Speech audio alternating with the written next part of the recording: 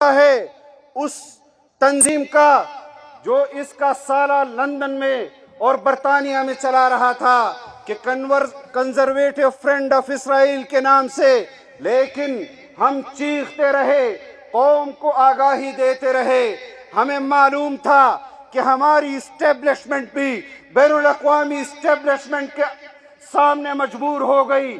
اس شخص کو پاکستان پر مسلط کرنے کے لیے سب مجبور ہوئے، لیکن جمعیت کی قیادت اور جمعیت کے کارکن نے اس مجبوری کو مجبوری ماننے سے انکار کیا۔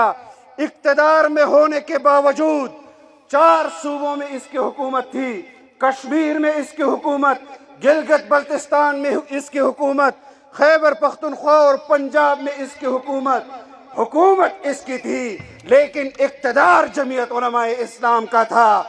کارکن جمعیت علماء اسلام کا وہ شاہراہوں پر بھی بول رہا تھا، اسمبلی کے اندر بھی بول رہا تھا، جلسوں اور جلوسوں کے اندر بھی بول رہا تھا۔ بالآخر ہم نے اس کے اقتدار کا تختہ پلٹا اور صوبوں کے اندر بھی پلٹا۔ انشاءاللہ ہمارا عزم، ہماری استقامت اس بات کی ضمانت ہے کہ یہ فتنہ پھر قیامت تک اپنا سر نہیں اٹھا سکے گا۔